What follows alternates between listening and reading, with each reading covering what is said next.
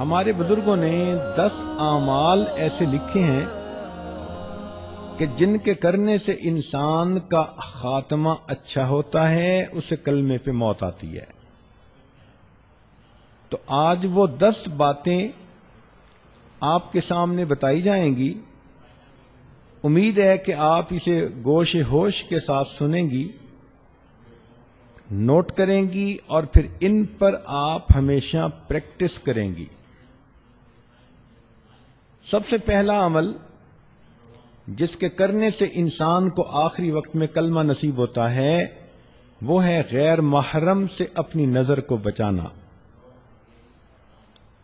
نبی علیہ الصلوۃ والسلام نے ارشاد فرمایا، النظر سہم من سہام ابلیس، کہ نظر شیطان کے تیروں میں سے ایک تیر ہے، مسموم، زہریلا تیر، من ترکہا مخافتی، جس نے میرے خوف سے اس بری نظر کو ترک کر دیا، ابدلتہ ایمانا، میں اس کو ایسا ایمان عطا کروں گا، یجد حلاوتہ فی قلبہ، کہ وہ اس کی حلاوت کو اپنے دل میں محسوس کرے گا۔ ملا علی قاری رحمۃ اللہ علیہ فرماتے ہیں، وقد واردا، اور یہ لکھا گیا ہے، ان حلاوت الایمان، کہ حلاوت ایمان اذا دخلت قلبا، جب قلب میں داخل ہوتی ہے، لا تخرج منہ ابدا، پھر وہ قلب سے باہر نہیں نکلتی۔ تو آج اسی مجلس میں یہ نیت کر لیجئے کہ اے پروردگار عالم، آج کے بعد ہم کسی بھی غیر محرم مرد کی طرف کبھی بری نظر نہیں ڈالیں گی۔ اور کئی مرتبہ شیطان دھوکہ دیتے ہیں، آپ بری نظر سے تو نہیں، ویسے ہی دیکھ رہی ہیں۔ ہر ارادے کی نظر جو غیر محرم پر ڈالی جاتی ہے، وہ شہوت کی ہی ہوتی ہے، بندہ محسوس کرے یا نہ کرے۔ تو اس لیے یہ نیت کیجئے کہ آج کے بعد ہم نے غیر محرم کی طرف نظر اٹھانی ہی نہیں۔ اس عمل کی وجہ سے آخری وقت میں کلمہ نصیب ہوگا۔ اسی لیے حلاوت ایمان کی علامتیں لکھی ہیں کہ استلذاذ الطاعات، جب دل میں ایمان کی حلاوت آ جاتی ہے تو عبادات کے اندر بندے کو لذت مل جاتی ہے، تلاوت کرنے کو جی چاہتا ہے، نماز پڑھنے کو جی چاہتا ہے، انسان کا عبادت میں، نیکی میں جی لگتا ہے۔ ایثارھا علی جمیع الشہوات، اور تمام قسم کی شہوات کو چھوڑ دینا بندے کو آسان نظر آتا ہے۔ تحمل المشاق فی مرضات اللہ، اور اللہ کی جو پسندیدہ چیزیں ہیں ان کو کرتے ہوئے جو مجاہدہ ہے اس کو برداشت کرنے کی عادت ہو جاتی ہے۔ پھر فرمایا کہ الرضا بالقضاء فی جمیع الحالات، ہر قسم کے حالات میں اللہ کی قضاء پر بندے کو رضا نصیب ہو جاتی ہے۔ تو پہلا عمل تھا بد نظری سے پرہیز۔ یہ بد نظری فزیکلی بھی ہو سکتی ہے کہ آپ پریکٹیکلی کسی مرد کی طرف دیکھیں، اور یہ ٹی وی کی سکرین پر بھی ہو سکتی ہے کہ آپ ٹی وی کی سکرین پر کسی غیر مرد کو دیکھیں، بات برابر ہی ہے۔ دوسرا عمل جس سے کہ آخری وقت میں کلمہ نصیب ہوتا ہے، فرمایا مسواک کرنا۔ یہ مسواک کرنا جیسے مردوں کے لیے سنت ہے، عورتوں کے لیے بھی سنت ہے۔ علامہ شامی رحمۃ اللہ علیہ نے اس کا مسنون طریقہ بتایا کہ مسواک کرتے ہوئے 3 انگلیاں اوپر ہوں، چھنگلیاں نیچے ہو اور انگوٹھا سائیڈ پر ہو۔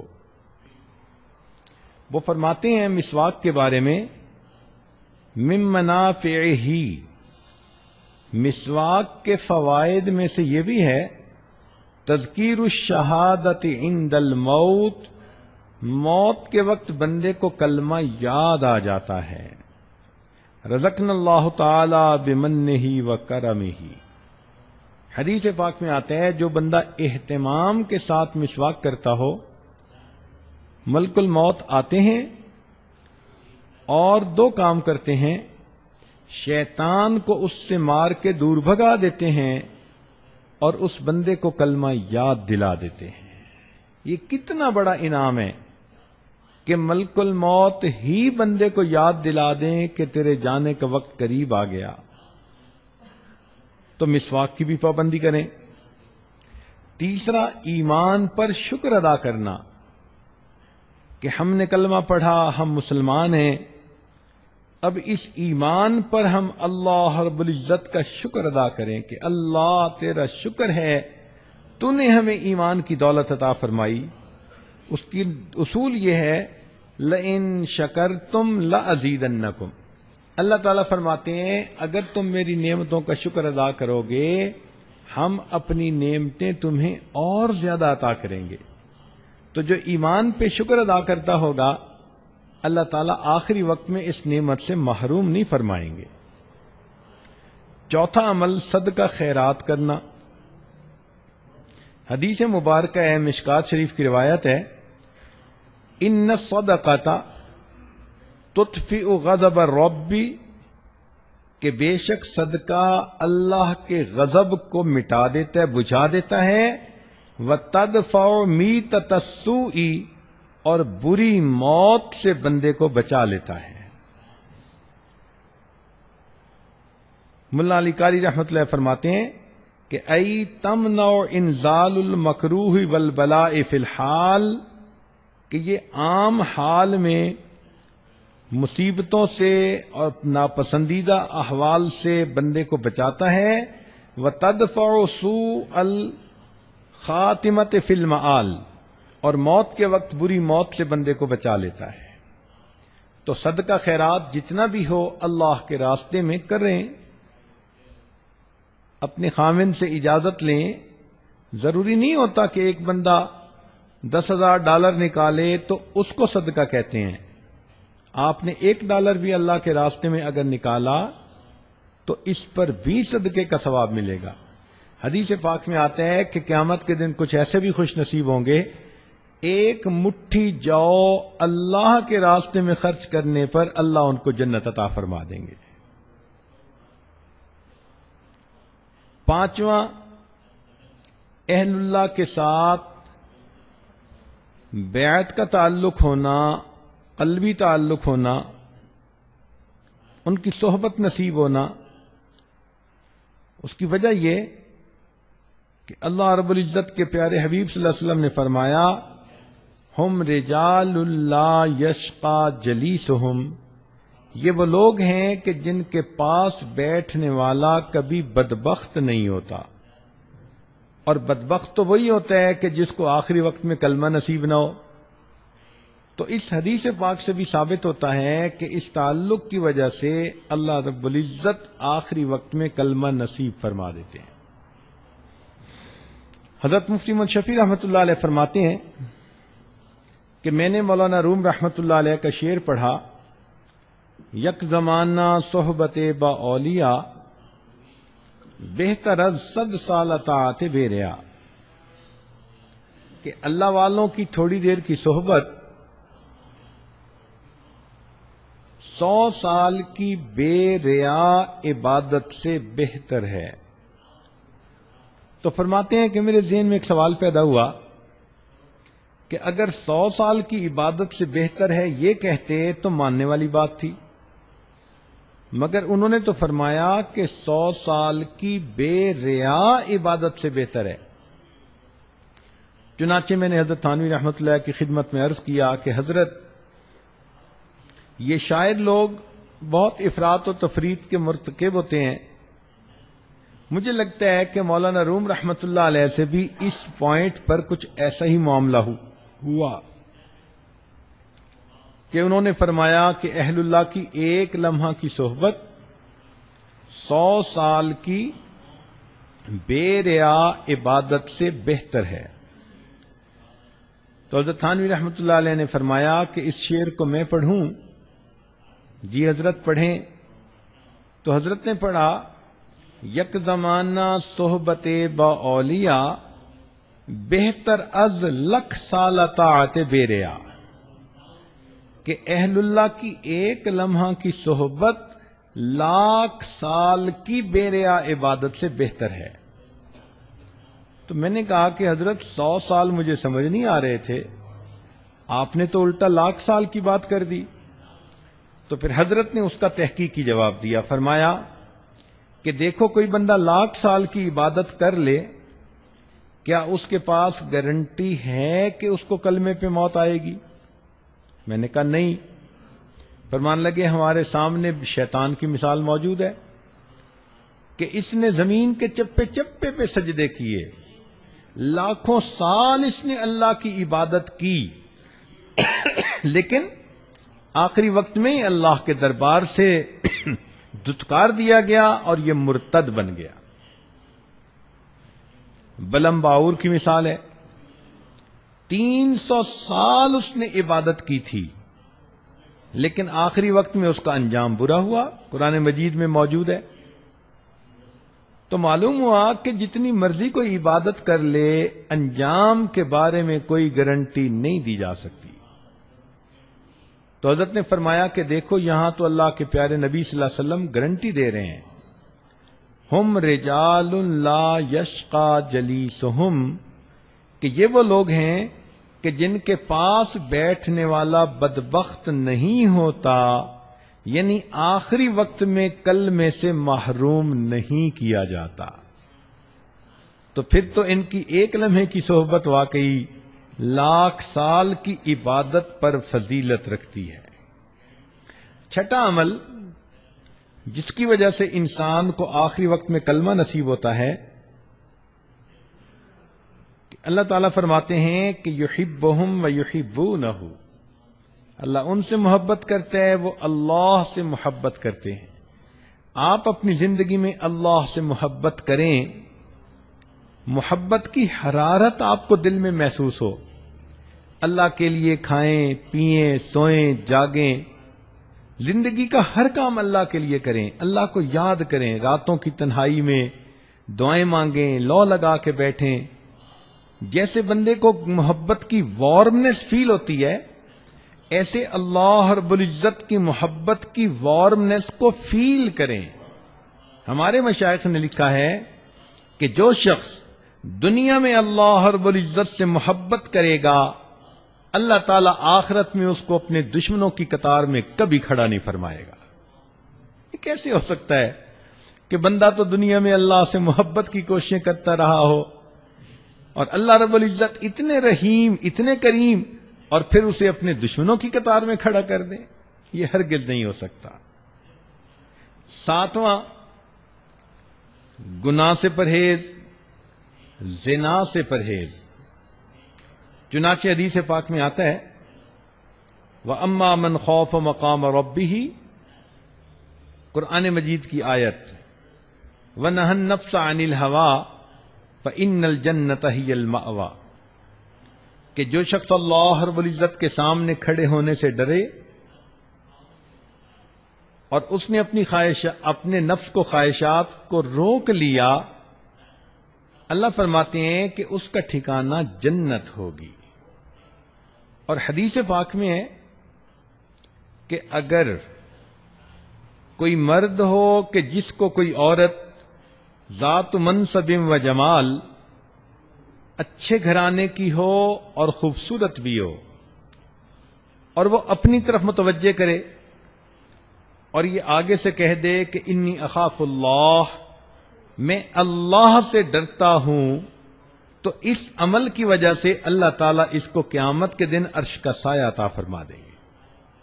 اور یہی چیز عورت کے لیے بھی، کہ اگر کسی عورت کو کوئی مرد اپنی طرف متوجہ کرنے کی کوشش کرے، گناہ کے راستے پہ گھسیٹنے کی کوشش کرے اور یہ کہہ دے کہ میں اللہ رب العزت سے ڈرتی ہوں، اس عمل کی وجہ سے اللہ تعالیٰ اس کو قیامت کے دن عرش کا سایہ عطا فرمائیں گے۔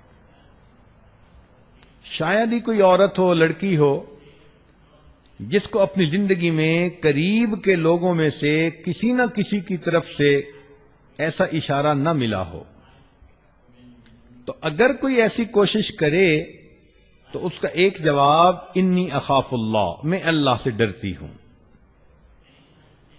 کوئی فون کے ذریعے رابطہ کرتا ہے، خط کے ذریعے رابطہ کرتا ہے، کسی رشتہ داروں کی محفل میں محبت بھری نظریں ڈال کر اپنی طرف متوجہ کرنے کی کوشش کرتا ہے، مسکراہٹ کے ذریعے اپنی طرف متوجہ کرنے کی کوشش کرتا ہے، یہ سارے عمل ایک ہی مقصد کے لیے ہوتے ہیں کہ گناہ کا تعلق ہو جائے۔ تو اگر کوئی بھی ایسی انویٹیشن کسی کی طرف سے ہو اور عورت آگے سے کہہ دے دل میں کہ انی اخاف اللہ، میں اللہ سے ڈرتی ہوں، اور اپنی عزت کی حفاظت کر لے، اللہ تعالی موت کے وقت اس کو کلمے پہ موت عطا فرمائیں گے۔ 8واں عمل، اذان کے بعد دعا پڑھنا۔ چنانچہ جب اذان ہوتی ہے تو سنت یہ ہے کہ مؤذن جو کہہ رہا ہے وہی کہتے رہیں،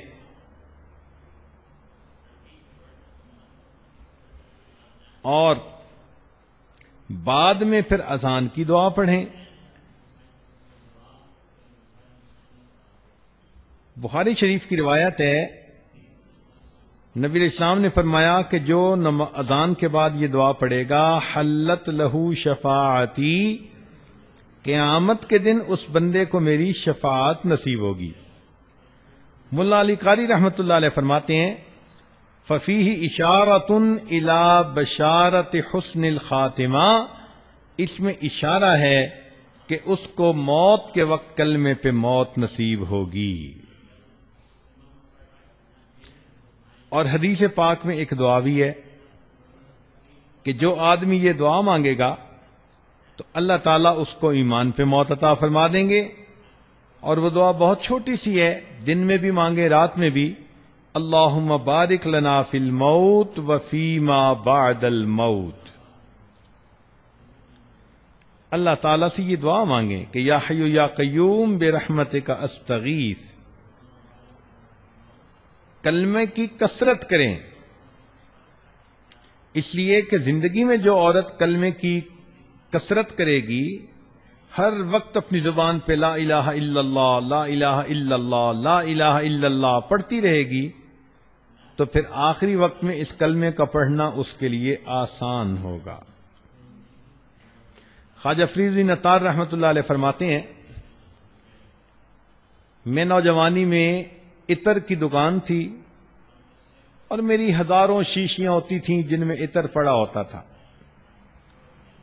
ایک دن بڑے میاں آئے اور آ کر میری ان شیشیوں کو بڑی حیرانی سے دیکھنے لگ گئے۔ میں نے کہا بڑے میاں کیا دیکھ رہے ہیں؟ وہ کہنے لگے یہ دیکھ رہا ہوں کہ تیری جان اتنی شیشیوں میں اٹکی ہوئی ہے، یہ کیسے نکلے گی؟ مجھے بڑا غصہ آیا، میں نے کہا کہ جیسے آپ کی نکلے گی ویسے میری نکلے گی۔ تو جب میں نے یہ الفاظ کہے تو وہ آگے سے کہنے لگے کہ اچھا بھائی میری تو ایسے نکلے گی۔ یہ کہہ کر میرے سامنے وہ زمین پر لیٹ گئے اور اوپر اپنے رومال ڈال دیا۔ میں سمجھا کہ شاید ویسے ہی مجھے کر کے دکھا رہے ہیں، جب قریب جا کے دیکھا تو ان کی موت آ چکی تھی۔ تو جنہوں نے محنت کی ہوتی ہے پھر ان کو آخری وقت میں یوں کلمے پہ موت آتی ہے۔ سری سکتی رحمۃ اللہ علیہ فرماتے ہیں کہ ہم بیٹھے ہوئے تھے ایک کنویں کے قریب، ایک آدمی آیا اور ہم سے کہتا ہے کہ بھئی کوئی اچھی جگہ ہے جہاں انسان مر سکے۔ ہم بڑے حیران ہوئے اس کی بات کو سن کر، تو میں نے کنویں کی طرف اشارہ کر دیا کہ یہ اچھی جگہ ہے، سایہ دار بھی ہے، پانی بھی ہے۔ کہنے لگے ہمارے سامنے وہ بندہ وہاں گیا، اس نے جا کر وضو کیا، نماز پڑھی اور نماز پڑھ کے لیٹ گیا۔ کافی دیر کے بعد ہم اٹھے نماز پڑھنے کے لیے، تو ہم نے کہا چلو بھئی اس کو بھی جگاؤ، یہ جماعت میں شریک ہو جائے۔ کہنے لگے جب اس کو جگانے لگے تو دیکھا کہ وہ تو اپنے رب کو پیارا ہو چکا تھا۔ تو جنہوں نے نیکی پر زندگیاں گزاری ہوتی ہیں پھر ان کو آخری وقت میں یوں موت آتی ہے۔ تو ابو ذرہ رحمت اللہ علیہ کی بات ہو رہی تھی کہ ان کے شاگرد موجود تھے، آخری وقت ان کا قریب آ گیا. اب شاگرد حیران کہ ہم حضرت کو کلمہ کیسے یاد دلائیں، یہ تو ہمارے استاد ہیں. تو انہوں نے سوچا کہ جس حدیث مبارکہ میں کلمے پہ موت آنے کی بشارت ہے، ہم اس کی روایت پڑھتے ہیں ان کے سامنے تو خود بخود یاد آ جائے گی. تو انہوں نے وہ روایت پڑھنی شروع کر دی. جیسے ہی انہوں نے ان فلاں کی بات کہی تو کہتے ہیں کہ حضرت نے وہ حدیث خود پڑھنی شروع کر دی، اور پڑھتے پڑھتے جب انہوں نے کہا من کان آخر کلامہ لا الہ الا اللہ، تو الا اللہ کے لفظ کہنے پر ان کی روح نکل گئی اور وہ اللہ کو پیارے ہو گئے. علماء نے لکھا ہے کہ انہوں نے پریکٹیکلی دکھا دیا کہ جس کا آخری لفظ لا الہ الا اللہ ہوتا ہے وہ پریکٹیکلی جنت کے اندر داخل ہو جاتا ہے. 10واں عمل جس سے کہ آخری وقت میں موت نصیب ہوتی ہے، یہ دعا باقاعدگی سے مانگیں، ربنا لا تزغ قلوبنا بعد اذ ہدیتنا وہب لنا من لدنک رحمہ انک انت الوہاب. کہ اللہ ہدایت دینے کے بعد ہمارے دلوں کو ٹیڑھا نہ کر دینا. اگر دل ٹیڑھے نہ ہوئے تو یقیناً انسان کو کلمے پہ موت آئے گی. یہاں پر ہب لنا کا لفظ استعمال ہوا. ہبہ کا لفظ ہوتا ہے کہ بغیر استحقاق کے کسی کو کوئی چیز دے دی جائے. تو معلوم ہوتا ہے کہ یہ جنت بندے کے عملوں کی قیمت نہیں، اللہ اپنے فضل سے جس کو چاہتا ہے عطا کر دیتا ہے.